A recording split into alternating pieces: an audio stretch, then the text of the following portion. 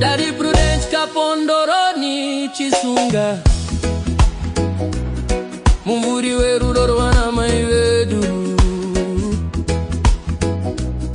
Ruwakabata na kare vangu mai vasati vaenda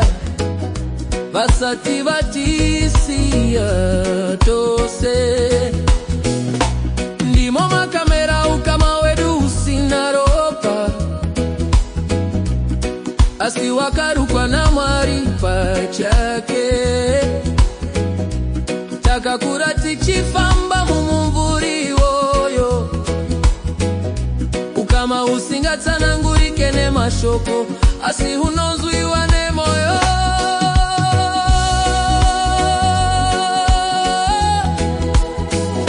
Prudence Daddy Kapondoro akaberekwa kwa Chisunga iwe unonzwa kutenda nekufara kwa ndinoita ndisati ndatichero shoko unobata kusuruvara kwangu unocherechedza kushushikana kwangu unonzwa kuchema kusinga budi ndisati ndatsanangura dengara kandi nzira iwe munini na wangu murudo rusingaite ruzha asi rwakasimba kupfura zvese Prudence Daddy wakauya semufaro wa Mwari sokunyaradza unouya nemhepo yakadzikama paunotaura moyo wangu unorudzirwa paunonditarisa ndinoona rudo rusina kumbopera Oh Prudence uri chipo chandakapiwa mupenyu wangu nedenga munina nondiratidza rudo runomira nguva dzose amai vako vachiri pano vakabata nyasha dzaitawo amai vangu kuvaona ndinoona amai vangu vakatisiya vaviri vaiva shamwari dzine zvandaiona ndiri mwana mudiki ndisinganzwisise rudo rwavo rwakava neyo takatapukira murudo rwakavambwa nevaviri ava nasi ukama wedu ukakwira semuti unofemerwa nemhepo yechitendero paunondinyaradza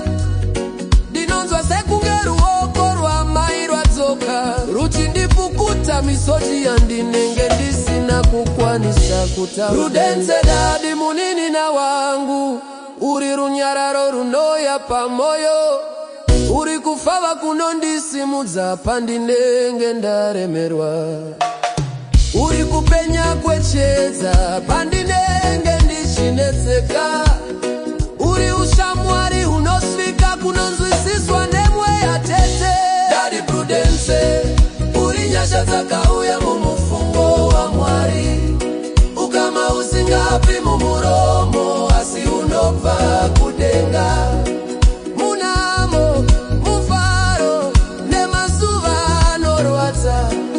unongogara uri papo murangariro muromo unoti Mwari ndinotenda nekuti wakandipa munhu anondinzwa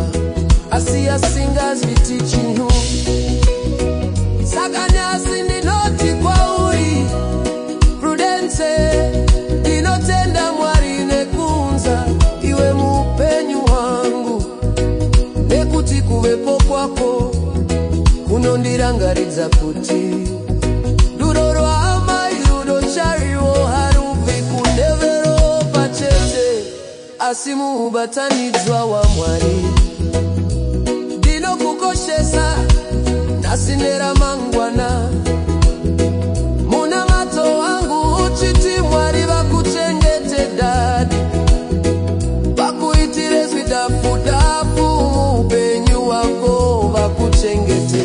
ndinonzwa mufaro mukuru kana ndinewe muninyina wangu Daddy Prudence Chisunga